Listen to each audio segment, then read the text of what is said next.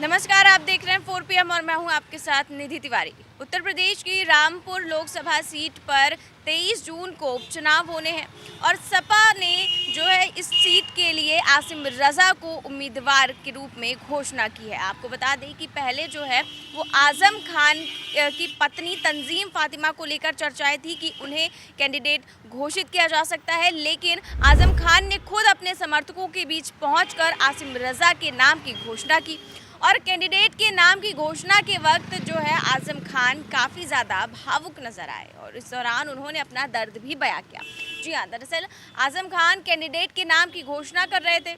इस दौरान उन्होंने अपना दर्द बयां किया, उनका दर्द छलक उठा और उन्होंने कहा कि मैं कोई भी माफिया नहीं हूँ। उन्होंने साफ तौर पर कहा कि मुझे इस तरह दिखाया गया कि मैं देश का नंबर 1 माफिया हूँ। मैंने न जाने कितनी ज़मीन दौलतें लूटी हैं, लेकिन सच तो ये है कि कुर्सी पर बैठे लोग मेरे वकील को बोलने तक नहीं देते थे और मेरे जो ज़मानत है उसको 5 महीने तक लटकाए रखा गया, मेरी ज़मानत नहीं दी गई। मैं किस तरह जेल में रहा हूँ ये मैं ही जानता हूँ। और साथ ही उन्होंने ये भी कहा कि जब जेल में मुझे जिस तरह से जो भी मुकदमे दर्ज किए गए वो आज़ाद हिंदुस्तान में पहली बार ऐसा हुआ कि इस तरह के मुकदमे किसी नेता पर दर्ज हुए हो। साथ ही उन्होंने ये भी कहा कि जो भी सरकार थी उसने सिर्फ और सिर्फ बदला लेने के लिए मेरे साथ ये सब किया है। आजम खान ने कहा कि जो जेल थी वो उसे जो है सुसाइडल जेल कहा जाता है, वो हिंदुस्तान की सबसे फेमस जेल है और वहाँ पर सुसाइडल जेल क्योंकि वहाँ पर लोग सुसाइड करते हैं, खुदकुशी करते हैं। और जो मेरे परिवार के 3 सदस्य थे वहाँ पर मुझे मिलाकर जो भी 3 सदस्य थे उन्होंने सोचा कि हम भी सुसाइड कर लेंगे लेकिन हम भी कमज़ोर पड़ जाएंगे, लेकिन ऐसा नहीं हुआ क्योंकि जब जो खुदा है वो इंसाफ करता है तो फिर किसी की नहीं चलती है। ऐसे में जो है हम भी बच गए। उन्होंने कहा कि मेरी तो बस एक ही तकलीफ थी कि मैं जेल में हूँ, लेकिन जिस तरह मेरे समर्थकों को, मेरे अपनों को परेशान किया गया, जिस तरह उन्हें प्रताड़ित किया गया, इससे मैं बेहद दुखी हूँ। उसके साथ ही उन्होंने ज़मीन को लेकर कहा कि लोगों ने मुझसे ड्राफ्ट के ज़रिए, चेक के ज़रिए पैसा लिया और उसके बाद कहा गया कि मैंने ज़मीन लूटी है, मैंने ज़मीन हथिया ली है, जबकि मुझे पता तक नहीं है कि वो ज़मीन थी कहाँ। इस तरह आजम खान ने कई सारे बयान दिए और कई सारे काफ़ी ज़्यादा अपना दुख बयां किया। जेल में होने से लेकर अपने बीमार होने तक, अपने ऊपर झूठे मुकदमे दर्ज होने तक को लेकर काफ़ी सारे अपने दर्द बयां किए, अपनी प्रताड़ना की कहानी बताई कि किस तरह उन्हें जेल में रखा गया, किस तरह उन पर प्रताड़ना की गई और उनके परिवार वालों से बदला लेने की कोशिश की गई, उनके अपनों से और उनके समर्थकों को किस तरह प्रताड़ित किया गया। ये सब आजम खान ने कहा और क्या कुछ कहा उन्होंने, आइए आपको सुनाते हैं। क्यों नहीं बनी सरकार, ये बड़ी बहस है और उन नेताओं के बीच जिन पर बड़ी जिम्मेदारी थी यकीनन उनसे बात होनी है और जहां जहां कमियां रही हैं उन कमियों पर भी नजर रखनी है। हमारी जेल कैसी थी या कैसी नहीं थी वो अलग बहस है, लेकिन बीमारी से लेकर जेल के निकलने के आखिरी दिन तक कोई कोशिश नहीं रही कि मैं निकल न सकूं। हमारे कत्ल का इल्जाम नहीं लेना चाहते। मार देना कोई बड़ी बात नहीं है, जेलों में लोग मारे जाते हैं और जिस जेल में हमारा पूरा परिवार था वो जेल पूरे हिंदुस्तान की मशहूर जेल है, उसे सुसाइडल जेल कहा जाता है, यानी खुदकुशी की जेल। आए दिन वहां लोग सुसाइड करते हैं, बच भी जाते हैं, मरते भी हैं। सोचा होगा ये 3 लोगों में से कोई एक कमजोर तो पड़ेगा ही, और जब एक अपनी जान देगा तो फिर दूसरा, तीसरा हमेशा के लिए मुखालिफ कहानी पिट जाएगी।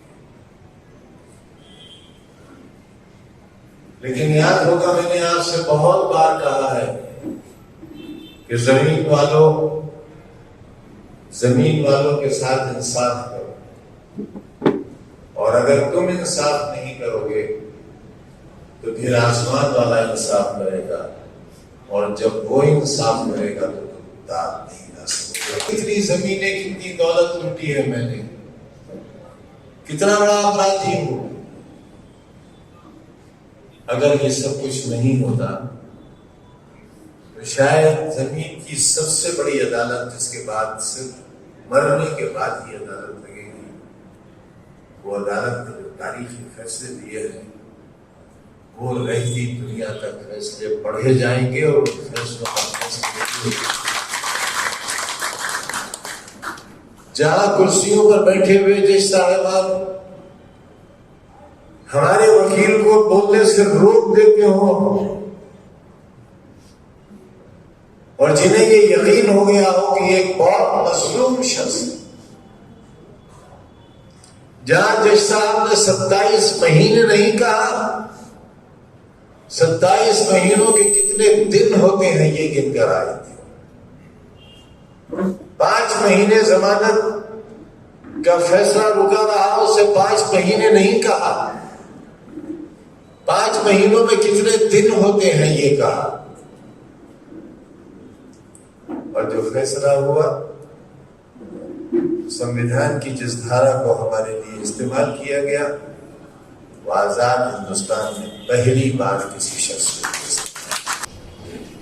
सुबह होती थी तो सोचते थे रात में रहेगी, और रात आने की सोचेंगे सवेरा होगा, और जब सवेरा होने लगता था तो सोचते थे ये दिन गुजरेगा कैसे। तो आपने सुन ही लिया कि आजम खान किस तरह अपना दर्द बयां कर रहे हैं, किस तरह उनका दर्द छलक उठा, और उन्होंने कहा कि मैं कोई माफिया नहीं हूं, मैं कोई अपराधी नहीं हूं जिस पर इस तरह के इतने ज़्यादा मुकदमे दर्ज किए गए जो अपराध मैंने किए ही नहीं है, जो इन ज़मीनों के नाम मैंने सुने तक नहीं है।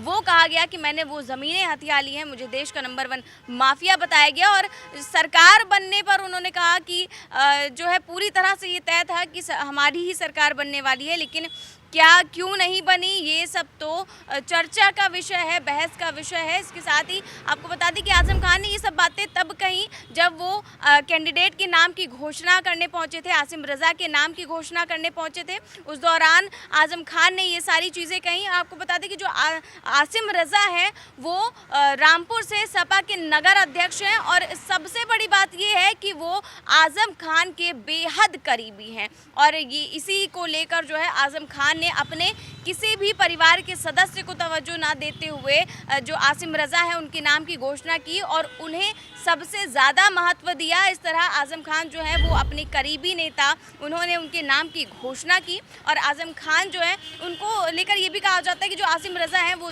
बेहद करीबी हैं आजम खान के, और उनके कारण वो जेल भी जा चुके हैं, जिसके चलते उनको इसी चीज़ का तोहफा मिला। और अब जो है वो रामपुर की लोकसभा सीट पर 23 तारीख को जो भी चुनाव होने वाला है उसमें वो उन्हें उम्मीदवार घोषित किया गया है। फिलहाल इस खबर में बस इतना ही। देश और दुनिया की तमाम बड़ी खबरें जानने के लिए देखते रहिए 4 PM न्यूज़ नेटवर्क। नमस्कार।